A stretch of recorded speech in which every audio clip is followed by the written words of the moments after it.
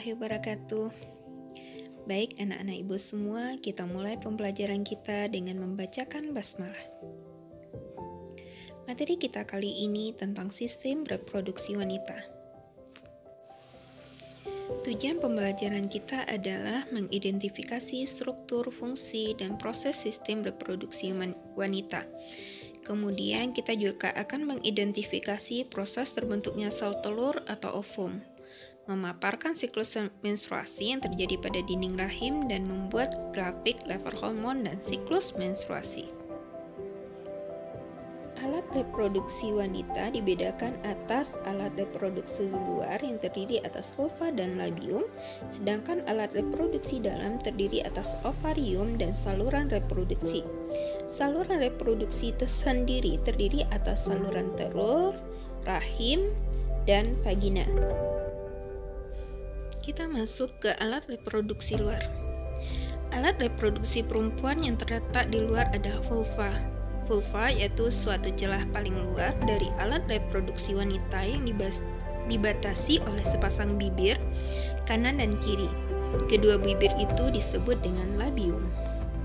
Berikutnya alat reproduksi dalam, yaitu yang pertama ovarium. Ovarium yaitu organ penghasil sel telur atau ovum. Wanita memiliki dua ovarium di kedua sisi rahim yang berbentuk seperti buah anggur. Di dalam ovarium terdapat kumpulan sel yang disebut dengan folikel. Di dalam folikel inilah sel telur dan ovum berkembang. Folikel juga menghasilkan hormon perempuan, yaitu estrogen dan progesteron. Proses pelepasan sel telur dan indung telur disebut dengan ovulasi. Selanjutnya, sel telur tersebut akan ditangkap oleh vibrae dan kemudian akan bergerak ke saluran telur atau tuba falopi. Setiap ovarium akan bergantian melepaskan ovum setiap bulannya. Jika salah satu ovarium tidak berfungsi, maka ovarium lainnya akan terus melepaskan sel telur. Tadi kita mempelajari tentang hormon estrogen dan progesteron. Apa perannya? Perannya adalah mengatur siklus menstruasi, kemudian mengatur perkembangan ciri reproduksi sekunder pada wanita. Saluran reproduksi. Yang pertama, saluran telur atau tuba falopi. Saluran ini berjumlah sepasang, yaitu kanan dan kiri yang memanjang ke arah samping dari uterus. Saluran telur berakhir dalam struktur yang berbentuk corong yang disebut dengan infundibilum yang ditutupi oleh vibrae. Fungsi saluran telur adalah membawa sel telur dari infundibilum ke rahim, tempat terjadinya fertilisasi. Setelah terjadi fertilisasi, saluran telur akan menyalurkan zigot hasil fertilisasi menuju uterus atau rahim. Berikutnya adalah rahim.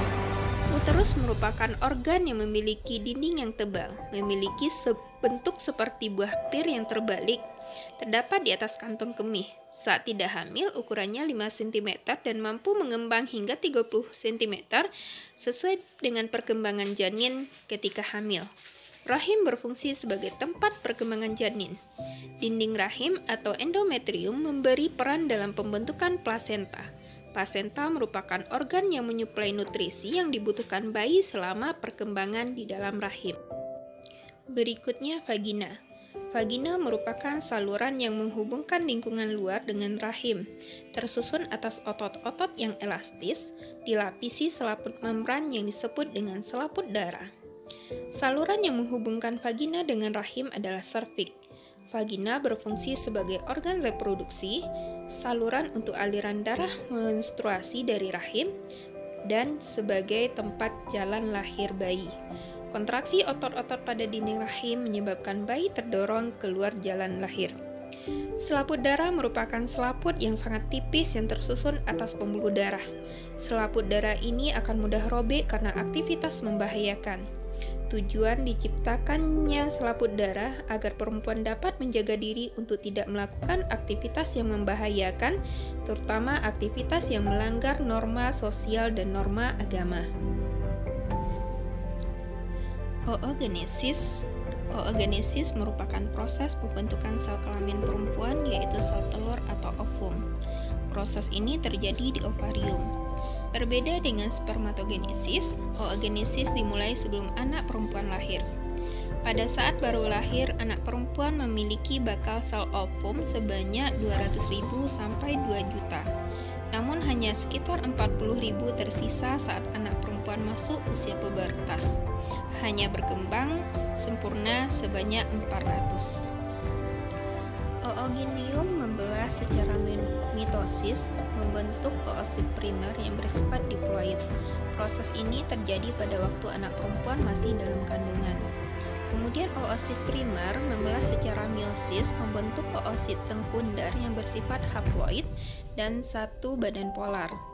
Satu badan polar kemudian membelah secara meiosis, membentuk dua badan polar, dan oosit sekunder membelah secara meiosis, membentuk satu badan polar dan ootit yang bersifat haploid. Ootit kemudian berkembang menjadi ovum. Selanjutnya kita masuk ke siklus menstruasi. Menstruasi merupakan suatu keadaan keluarnya darah, lendir, dan sel-sel epitel yang menyusun dinding rahim. Menstruasi terjadi 1 kali sebulan apabila sel telur tidak dibulahi oleh sel sperma. Siklus menstruasi berlangsung lebih kurang selama 28 hari. Siklus menstruasi terdiri atas 3 fase. Yang pertama itu adalah fase menstruasi. Pada fase ini, hormon FSH memicu berkembangnya folikel di dalam ovarium.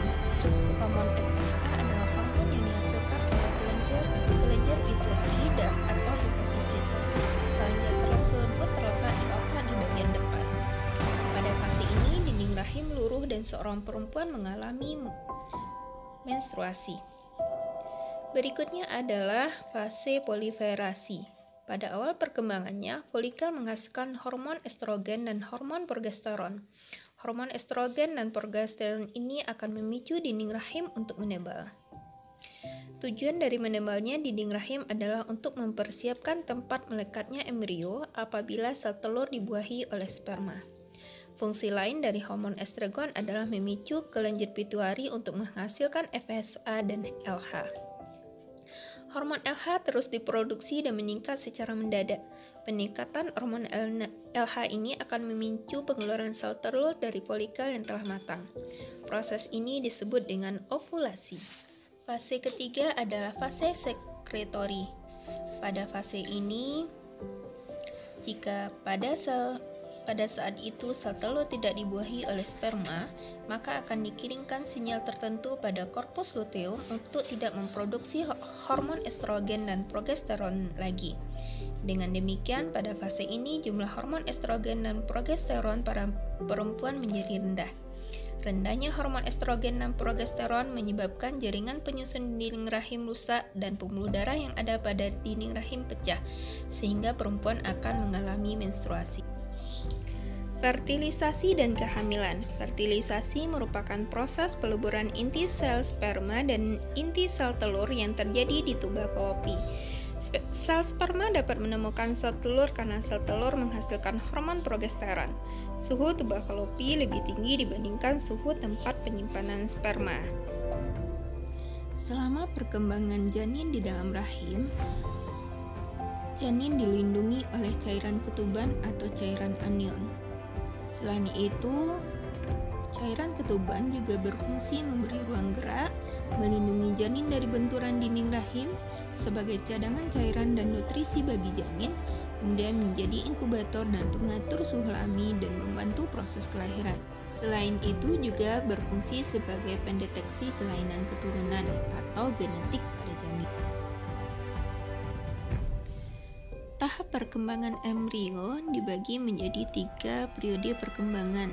Yang pertama, trimester pertama, trimester kedua, dan trimester ketiga.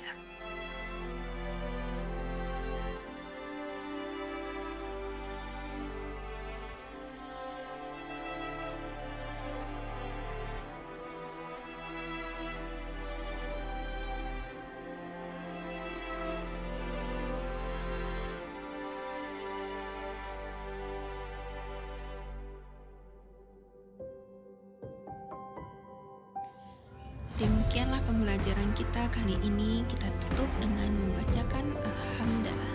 Alhamdulillah.